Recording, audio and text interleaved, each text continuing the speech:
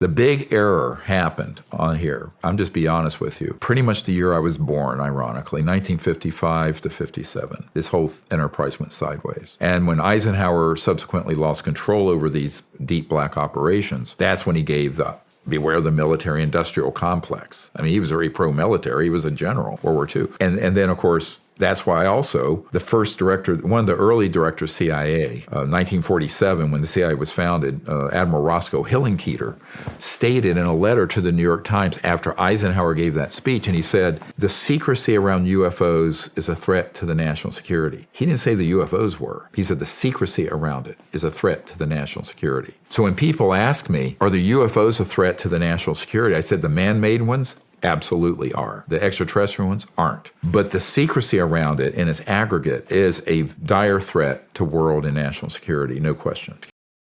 What is some of the 145 top secret facilities that you know about? Well, everyone talks about Area 51. That's an old one. A more state-of-the-art one is actually in the Dugway Proving Grounds, which is in Utah. I'm going to put a picture up of it right now. That's a big one at Dugway. This gentleman firsthand had not been in it. He has the name of a scientist, senior scientist, U.S. government, that was at the Dugway facility. And he said that the complex that's underground goes out, it's about 1,300 square miles. What's in there? All this stuff, the technologies, the craft, operations. They can phase in and out of this, say, 3D instantaneously. So you could have one right over your building right here. No sensor would pick it up because it's actually shifted the frequency of it out of linear space-time. So this is what I call trans-dimensional physics. So those technologies allow for an object to be fully in 3D or shifted dimensionally, literally, out into another dimension and back. Now, these are not interdimensional. They're more trans-dimensional because their origins are another star system.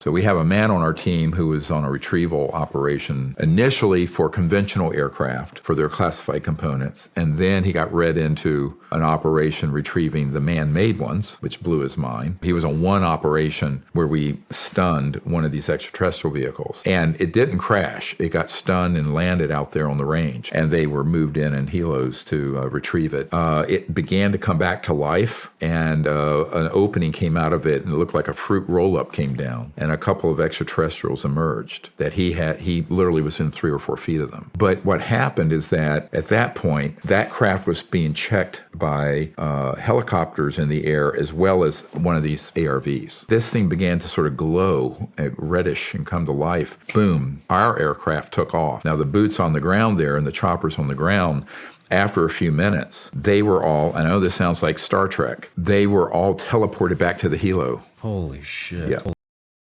Their whole purpose is to create sort of a global militarized totalitarian superstate of the world fighting another world. It's like War of the Worlds. Okay. And that's been a 70-year defense plan. And I know people who've seen that plan. Carol Rosin saw the plan, who is Werner von Braun's spokesperson, who's on our team. And she's almost 80 now, but brilliant mind. And, when she realized in the 70s that this was what was afoot, her whole life was devoted to trying to get some of these projects under control. But where little David's up against an enormous Goliath. The truth will set you free, but first it'll piss you off. But it's time for people to, actually realize that this is something they have to take seriously.